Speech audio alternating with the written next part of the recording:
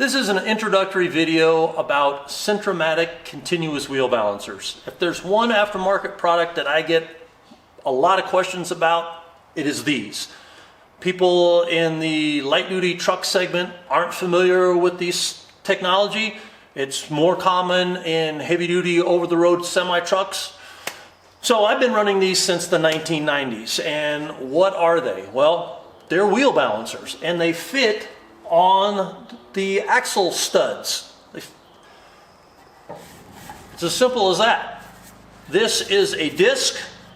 You can see the bolt pattern here. This one actually has two different bolt patterns for two different applications.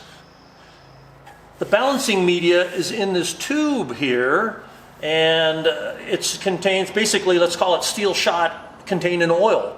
And as the tire and wheel assembly rotates and you have heavy spots, and the heavy spot needs to be counterbalanced, which is exactly what a tire shop does when they spin your tire and wheel and they put weight opposite of the heavy spot.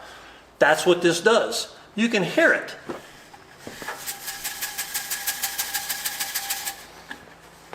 So this is a pretty standard set for my application. Again, bolt pattern, it matters. You have to check and see if it's available for your application.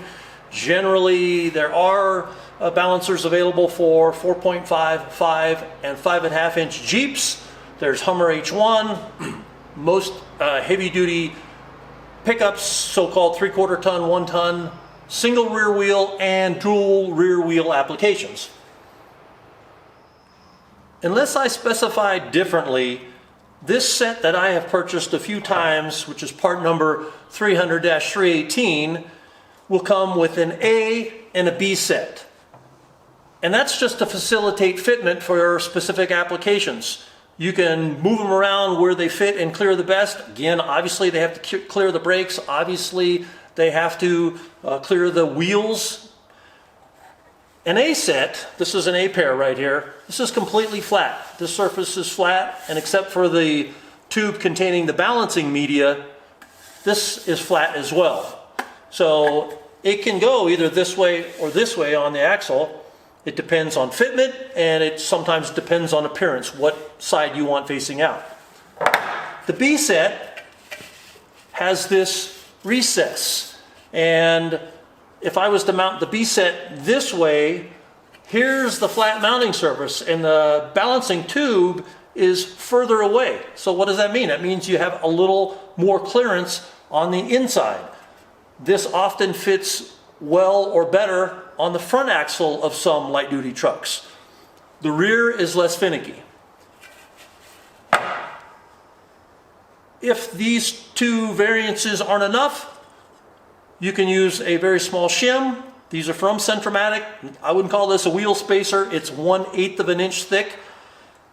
Generally, I haven't used these, but I have a couple times only on the front axle, specifically with my forged aluminum Ram Power Wagon wheels. The design of those wheels makes it not accept the B balancers, and if I use the A's on the front, I need them to stick out just a little bit more. So put the shim up against the axle, put on the A balancer, and that's it. Now, how well do these work? They can work fantastically well. Obviously, you need to have a tire and wheel assembly that's not terribly out of balance. A lot of folks don't realize that often it's the wheel that's requiring more weight than the tire itself. Modern passenger tire and light truck tires are very, very good.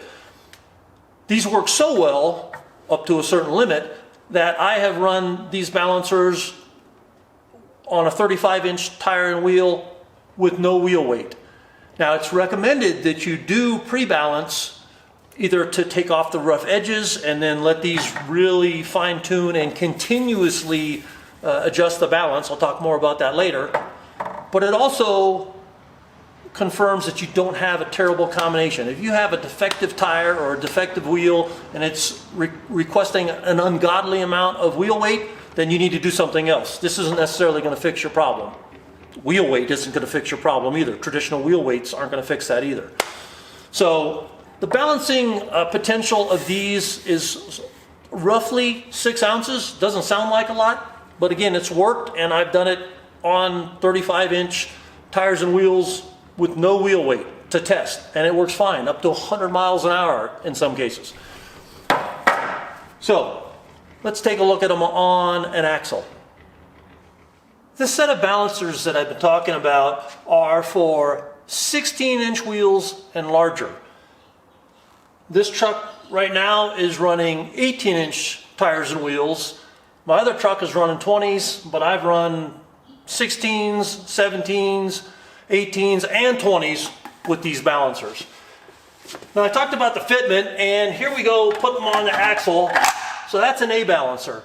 And you may be able to see in the camera that here's the end of the balancer, and there's like a couple inches here to the rear caliper. There's a lot of room. It's much tighter on the front, and that's why you may need either a shim or you may want to run the B balancer. Now here's the B balancer. I'll put the B balancer on, and again, the B is in this orientation is sitting out further away, but it's not just this clearance. Again, this is sitting on the back side of the wheel, and you've got to make sure that this doesn't hit somewhere on the inside of the wheel, if you will. The best way to do that is with the tire and wheel off, set it down in there and confirm fitment. So this is A and B of a set, and I have one more that I'll show. Now this is the balancer that I'm actually running on the rear axle of both my trucks currently. These work great. However, this is a 17-inch balancer, and it's actually made for dual rear wheel pickups. It's so much bigger, it's 17 inches and up, but that's not the part that's bigger. It's this balancing media. It basically has double the balancing potential. If that other has roughly 6 ounces, this has 12-ish or more. I can't get this to clear on the front axle no matter what. You can add a bunch of shims and you run out of wheel stud. Not a good idea. But on the rear, it fits perfectly, no problem. So they're also more expensive. The 16-inch A and B set that I've been talking about are about $200 for a set of 4.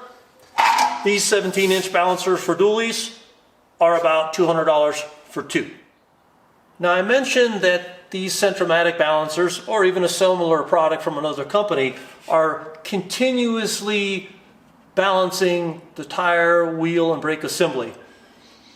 Think about it. If you're an off-road guy or a farmer or rancher, whatever, do you ever get mud or sand or snow or rocks stuck in the tread or the wheel? Now obviously you can get more mud caked in the inside of a wheel than these could compensate for.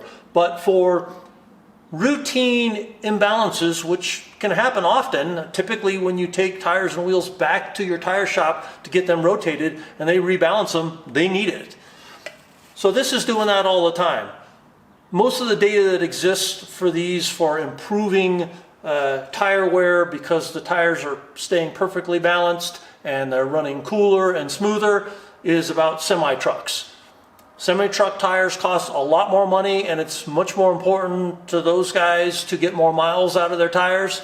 But from a drivability standpoint, I absolutely love them. I love going down the road, true, smooth, and straight, and this is part of my recipe right here.